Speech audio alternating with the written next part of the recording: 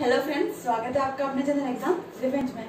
हमारा टॉपिक चल रहा था वैदिक सभ्यता, और वैदिक सभ्यता में हमने कल तक में हमने ऋग्वेद काल या पूर्व वैदिक काल को पूरा कर लिया, और आज हम पढ़ेंगे उत्तर वैदिक काल। ठीक है। और ऋग्वेद काल में हमने वहाँ की जो प्रशासनिक व्यवस्था है, वहाँ की राजनीतिक व्यवस्था है, वहाँ की जो महिलाओं की स्थिति, पुरुषों की स्थिति, और भी वहाँ की हमने जो जानकारी हमने आपको दी कि वहाँ पे और कौन कौन से मनोरंजन के कौन कौन से साक्ष्य थे, वहाँ पे कृषि, पशुपालन, क्या क्या उनके लिए क्या महत्वपूर्ण था। ठीक है। कौन से देवी देवता थे, उन सब के बारे में तो हमने पढ़ लिया। और आज से हम शुरू करने जा रहे हैं वहाँ के जो उत्तर वैदिक काल है उनकी राजनीतिक व्यवस्था। ठीक है। तो चलिए फिर देखते हैं। अब सबसे पहले जब हम देखते हैं कि जो आर्यंस थे वो आर्यंस यहाँ से आए। ठीक है। फिर वो वहाँ सबसे पहले वो कहाँ पर रहे थे, तो वो लोग रहे थे अफगान में या पंजाब में। और जो हमको पूर्व वैदिक काल में जो जहाँ तक हमको उनकी जो रहने की जो साक्ष्य मिलते हैं वो कब तक के मिलते हैं, वो यहाँ पे सरस्वती नदी तक और राजस्थान के जो ये पार्ट है वहां तक हमको वहाँ के उनके साक्ष्य मिलते हैं। लेकिन उसके बाद में जब हम उत्तर वैदिक काल पढ़ते हैं तो उत्तर वैदिक काल में हमें उनका जो एक महत्वपूर्ण केंद्र का उल्लेख मिलता है, जिसका क्या नाम है, कुरु पांचाल। ठीक है। कुरु पांचाल का हमें उल्लेख मिलता है, जो कहाँ पे है, एमपी में है। ठीक है। मतलब हमको पता चलता है कि वो लोग आगे और बढ़ गए थे। ठीक है। एमपी तक आ गए थे। वहां का जो उनका जो महत्वपूर्ण केंद्र था वो केंद्र कौन सा था, कुरु पांचाल। ठीक है। आपको ध्यान रखना है। फिर हमने शतपथ ब्राह्मण में हमको एक लाइन लिखी हुई मिलती है, एक कहानी लिखी हुई है उसमें कि माधव ने मुंह में अग्नि लेकर चला व सारी नदियों को जलाकर राख कर दिया, और अंतिम में गंडक नदी सदानीरा से आगे नहीं जा पाया। मतलब कि जो शतपथ ब्राह्मण में हमको एक कहानी मिलती है कि माधव का एक व्यक्ति था जो अपने मुंह में अग्नि लेकर, मतलब जैसे कि यहाँ से व्यक्ति वो माधव चला और यहाँ से अपने उसने मुंह में अग्नि लेकर वो आगे और बढ़ा, और वहां से उसने सारी नदियों को जला के राख कर दिया, और उसमें गंडक नदी सदानीरा से आगे नहीं जा पाया। ठीक है। मतलब वो लोग वो यहाँ तक बढ़े और फिर उससे आगे की उनको जानकारी नहीं है। ठीक है। तो मतलब कि ये कथा दी हुई, ये कहानी दी हुई है, मतलब कि उनको उन चीजों के बारे, उन नदियों की उनको जानकारी हो चुकी थी। ठीक है। फिर सबको ध्यान रखना है। फिर हम देखते हैं कि उनको जो दक्षिणी भाग है इनका उनको ज्ञान नहीं था। ठीक है। फिर सबको ध्यान रखना है कि जो दक्षिणी भाग था उसका उनको जो आर्यंस थे उनको उनका ज्ञान नहीं था, क्योंकि किसी प्रकार से वेदों में दक्षिणी भाग का कोई भी उल्लेख हमको मिलता नहीं है। आपको ध्यान रखना है। फिर वहां पे पहले हम देखते हैं कि ऋग्वेद काल में कृषि में हमको जो साक्ष्य मिला था वो कौन सा साक्ष्य मिला था, तो वो मिला था हमको जौ के, उसमें उल्लेख किया गया है। लेकिन जब हम उत्तर वैदिक काल में हम जब आते हैं तब वहां से हमको कृषि बहुत ज्यादा मात्रा में शुरू हो चुकी थी। ठीक है। पहले जब हम ऋग्वेद काल में हमने देखा था कि वहां पे सिर्फ पशुपालन ही किया जाता था, उनका जो मुख्य काम था वो था पशुपालन। ठीक है। जिनमें गाय, जिनको अगन्या कहा गया, अगन्या मतलब मारने योग्य नहीं, जो बहुत ज्यादा पवित्र मानी गई है। ठीक है। तो उनके लिए पशुपालन क्या था, बहुत ज्यादा महत्वपूर्ण था। और फिर जब हम उत्तर वैदिक काल में आते हैं तो वहां पे उन्होंने क्या कर दिया, उन्होंने कृषि कार्य का करना भी शुरू कर दिया, जिसमें हमको गन्ने का उल्लेख भी मिलता है। किसका, गन्ने का उल्लेख। आपको ध्यान रखना है कि गन्ने का उल्लेख हमको ऋग्वेद काल में नहीं मिलता है, इसका उल्लेख हमको मिलता है उत्तर वैदिक काल में। ठीक है। फिर वहां की जो वर्ण व्यवस्था थी वो क्या हो गई थी, स्थायी हो गई थी। ठीक है। वर्ण व्यवस्था कितनी थी, 4 प्रकार से थी। कौन कौन सी, सबसे पहले ब्राह्मण, क्षत्रिय, वैश्य और शूद्र। ठीक है। इसका उल्लेख हमको कहाँ से मिलता है, इसका उल्लेख हमको ऋग्वेद के 10वें मंडल से मिलता है, और जिसमें 4 वर्ग वर्ण व्यवस्था दी गई है, और जिसमें हम जो पहले की थी उनके कार्य के आधार पर वर्ण व्यवस्था को बांटा गया था कि जो व्यक्ति ब्राह्मण का कार्य करता है, ज्ञान बांट रहे, वेदों का ज्ञान बांट रहे, उनको क्या कहा गया था, उनको ब्राह्मण कहा गया था। फिर जो व्यक्ति रक्षा कर रहा है, लोगों को बचा रहा है, राज्य के कार्य काज को देख रहा है, ठीक है, उनके लिए क्या थे, वो क्षत्रिय थे। जो युद्ध करते थे वो उनको कहा गया था क्षत्रिय।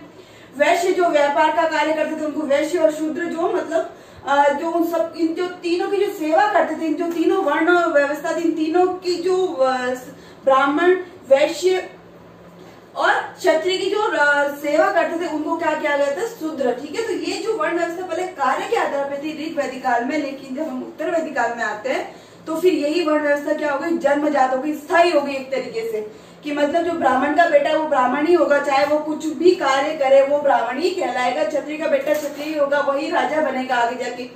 मतलब जो व्यक्ति जिसका वो क्या हो गई, एक तरीके से जन्मजात हो गई। फिर पहले क्या था ना कि जो लोग अब हम जब पढ़ते तो देखते हैं कि वो लोग जो आए थे वो लोग किसी ग्रुप में आए थे। कैसे आए थे? ग्रुप में आए थे। तो एक ग्रुप यहाँ बस गया, एक ग्रुप यहाँ बस गया, एक राजस्थान में बस गया, यहाँ पे कोई बस गया, फिर कोई यहाँ पे हिमालय की छोटी मंजिल छोटी पर बस गया। तो मतलब ये सब क्या था, एक ग्रुप में थे। फिर उन्होंने क्या किया ना, एक ग्रुप में ही अपना खुद का एक अपने अपने कबीले बना दिया, अपना अपना राजा बना दिया, ठीक है। तो फिर उन्होंने क्या करते थे, पहले जो आपस में कबीलों की लड़ाई होती थी, लेकिन धीरे धीरे क्या हो गई, उनके जो कबीले थे उन कबीलों में ही लड़ाई होना शुरू हो गई थी, ठीक है। फिर दक्षिणी भारत की जानकारी नहीं मिलती है। ये मैंने आपको बताया कि जो दक्षिणी भारत है इसकी जानकारी वेदों में हमको नहीं मिलती है। लोहे का ज्ञान, अब उनको लोहे का ज्ञान सबसे पहले कहाँ से हुआ था? तो लोहे का ज्ञान सबसे पहले उनको हुआ था अंतरजी खेड़ा। अंतरजी खेड़ा जो कहाँ पे है? यूपी में है, ठीक है। मैंने आपको बताया कि जो लोग वो लोग कहाँ तक, जब उत्तर वैदिक काल में हमको उनके जो उल्लेख मिलता है वो एमपी यूपी तक का भी हमको मिलता है। तो सबसे पहले उनको जो लोहे का ज्ञान हुआ था, वो लोहे का ज्ञान कहाँ से हुआ था? वो अंतरजी खेड़ा से हुआ था। और उनको लोहे का ज्ञान हुआ ना, तो उन्होंने उस लोहे का सही प्रकार से उसको उपयोग नहीं किया। उन्होंने कृषि में कार्य में उपयोग किया, लेकिन ज्यादातर जो वो लोग लोहे का उपयोग करते थे वो लोग लड़ाई युद्ध में ज्यादातर उसमें उन्होंने उनके जो हथियार थे उनको बनाने में ज्यादा उन्होंने जो लोहे का यूज करना शुरू कर दिया, ठीक है, क्योंकि वो लोग युद्ध करते थे। तो उन्होंने उसका जो लोहे का ज्ञान था, उन्होंने सबसे पहले जो लोहे का उपयोग है वो युद्ध में सबसे ज्यादा, लड़ाई में सबसे ज्यादा उन्होंने करना शुरू कर दिया, ठीक है। फिर जो लोहे का जो नाम मिलता है वो किस नाम से मिलता है? वो श्याम अयश के नाम से उसका लोहे का उल्लेख मिलता है, ठीक है। ये पाणिनि ने लोहे के हल को क्या कहा है? कुशी कहा है। ये आपको ध्यान रखना, ये क्या है? मोस्ट है, इसके बारे में एग्जाम में पूछते भी है कि पाणिनि ने लोहे के हल को क्या कहा है, तो उन्होंने कहा है कुशी, ठीक है। फिर सबको ध्यान रखना है। फिर लोहे का सर्वप्रथम ज्ञान हमको अंतरजी खेड़ा से मिलता है, जो कहाँ पे स्थित है? वर्तमान में यूपी में स्थित है। फिर यहाँ की हम राजनीतिक व्यवस्था भी एक बार देख लेते। जो राजनीतिक व्यवस्था थी वो किस प्रकार से थी? मैंने आपको बताया कि जो राजा था वो क्या था? वो पहले तो क्या था कि नेता था एक तरीके से। वो जो ऋग्वेद काल में पढ़ते तो राजा क्या था कि उसके लिए वो अंकुश नहीं हो सकता था, उसके लिए 2 समितियां बनाई गई थी। कौन कौन सी समितियां थी? 2 समितियां थी, एक थी सभा व दूसरी कौन सी थी? समिति। और जो हम पढ़ते तो सभा क्या थी? जो उच्च वर्ग के लिए थी। सभा किसके लिए थी? उच्च वर्ग के लिए। और जो समिति थी वो थी निम्न वर्ग के लिए, ठीक है, जिसमें दोनों में महिलाओं का प्रवेश था, ठीक है। प्रवेश अनिवार्य था, मतलब अनिवार्य तो नहीं, लेकिन प्रवेश उसमें महिलाओं का प्रवेश होता था, ठीक है। लेकिन जब हम उत्तर वैदिक काल में आते हैं तो वहां पे महिलाओं का प्रवेश वर्जित हो जाता है।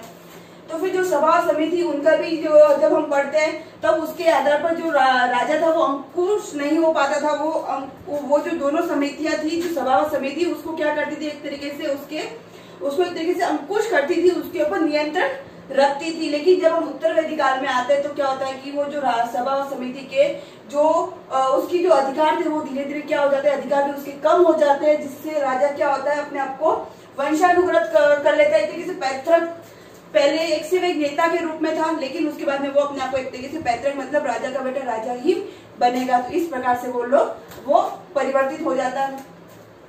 फिर पहले जब हम देखते हैं कि उसमें जो लड़ाइयाँ होती थी वो गायों के लिए होती थी। उस समय कोई पैसे रुपए तो थे नहीं, है ना। तो उस समय जो लड़ाइयाँ होती थी वो लड़ाइयाँ किस लिए होती थी? वो होती थी पशुओं के लिए, मेनली गाय के लिए, घोड़ों के लिए, उन सब के लिए लड़ाइयाँ होती थी। जो उनके लिए क्या थे? जिसके पास जितनी, उस समय कहा जाता कि जिसके पास जितनी गाय है वो उतना ही धनवान माना जाता था, उतना ही उसका समाज में, उसके जो कबीला था उसमें उतना ही उसका रुतबा होता था। तो जब बाद में, पहले जब तो सिर्फ लड़ाइयाँ करते थे गायों के लिए, घोड़ों के लिए, जो पशुओं के लिए लड़ाइयाँ होती थी, लेकिन जब बाद में उसमें क्षेत्र के आधार पर लड़ाइयाँ होना शुरू हो गई कि अपना अपना जो उन्होंने जो अपना कबीला जो बनाया था कि सीमित जगह थी, कि जैसे ये राजस्थान का पार्ट है तो इसमें एक कबीला था, तो वो उनका था कि ये पूरा जमीन हमारी। लेकिन धीरे धीरे उनको क्या हो गया ना कि इसको आगे बढ़ाना है, इसको क्या करना है? इसका विस्तार करना है। तो इसलिए वो लोग क्षेत्र के लिए लड़ाइयाँ करना शुरू कर दिए। फिर सभा समिति में महिलाओं का प्रवेश क्या हो गया? एक तरीके से बंद हो गया, ठीक है, वर्जित हो गया। महिलाओं की स्थिति इसमें आके बहुत ज्यादा बुरी हो जाती है। जो भी हम जब पढ़ेंगे ना, जो भी बुराइयां, वो सारी बुराइयां किस में आती है? तो वो सारी बुराइयां उत्तर वैदिक काल में हमको पढ़ने में मिलती है, ठीक है। फिर सभा व समिति के जो अधिकार थे वो कम हो गए थे, खत्म नहीं हो गए थे, कम हो गए थे, ठीक है। जिसके आधार पर वो राजा क्या हो गया? राजा पैतृक हो गया, वंशानुगत हो गया। टैक्स अनिवार्य जब हम ऋग्वेद काल में जब पढ़ते हैं तो उसमें क्या था ना कि जो टैक्स था वो टैक्स क्या था कि उस समय कोई भी व्यक्ति अपने अनुसार वो टैक्स देना चाहे या नहीं देना चाहे वो उसके ऊपर डिपेंडेंट था। ठीक है, उसके ऊपर सिर्फ वो कोई अनिवार्य नहीं था, वो क्या था कि किसी व्यक्ति पर डिपेंड करता था कि अगर वो व्यक्ति देना चाहे उतना अपने आधार पर वो दे सकता है। लेकिन बाद में क्या हो गया, टैक्स अनिवार्य कर दिया, राजा भूपति बन गया, भूस्वामी बन गया, मतलब जो जमीन जायदाद का जो मालिक बन गया वो राजा ही एक प्रकार से बन गया। फिर आर्थिक जीवन में हम देखते हैं कि पहले तो क्या तरह से वो पशुपालन करते थे, लेकिन जब हम उत्तर वैदिक काल में जब पढ़ते हैं तो हमको पशुपालन के साथ साथ हमको कृषि के भी साक्ष्य उनके बारे में हमको उल्लेख मिलता है। उल्लेख है कि मतलब हमको अथर्ववेद में उल्लेख मिलता है कि राजा जो जनक थे उन्होंने हल चलाया था। ठीक है, इसका हमें उल्लेख मिलता है। फिर अथर्ववेद में नहरों का जिक्र किया गया है। जब हम पहले ऋग्वेद में पढ़ा था तो उस समय जो हमको कृषि के साक्ष्य के रूप में सिर्फ क्या मिलता है, जौ की साक्ष्य, जौ का ही उल्लेख मिलता है। लेकिन जब हम उत्तर वैदिक काल में आते हैं तब हमको वहां से नहरों का जिक्र मिलता है। नहरों के जिक्र से पता चलता है कि वहां पे जो कृषि व्यवस्था थी वो बहुत ज्यादा आगे बढ़ चुकी थी, क्योंकि वहां पे क्या था ना कि लोहे का भी जो जानकारी उनको हो चुकी थी। लोहे की जब जानकारी हो चुकी है तब एक तरीके से जब उनको कृषि में किसी भी प्रकार से जो उनको प्रयोग में लाए जाने वाले सारे जो औजार है उनको अच्छे से जो क्या होता है ना कि लोहा क्या होता है, बहुत ज्यादा कठोर होता है, तो कृषि के कार्य के लिए वो बहुत ज्यादा उपयुक्त होता है। तो कृषि का कार्य भी एक तरीके से जोरों शोरों पे होना शुरू हो गया था। पशुपालन तो उनका मुख्य कार्य था ही। हमको नहरों के जिक्र मिलता है, कहाँ से, अथर्ववेद से हमको नहरों की जिक्र मिलता है। हमको गन्ने का जिक्र मिलता है अथर्ववेद से, किसका, गन्ने का जिक्र मिलता है। ठीक है फ्रेंड्स, अब इससे आगे की जानकारी हम कल पढ़ेंगे, इससे आगे की जानकारी हम आपको कल देंगे। और अगर हमारा ये वीडियो आपको पसंद आया और आपको लगता है कि ये जानकारी आपके एग्जाम के लिए बहुत ज्यादा इम्पोर्टेंट हो सकती है तो प्लीज जाते हुए हमारे चैनल को लाइक और सब्सक्राइब करना बिल्कुल भी ना भूलें और हमारे साथ ऐसे ही अपना प्यार बनाए रखें और ऐसे ही हमेशा जुड़े रहे। Thank you.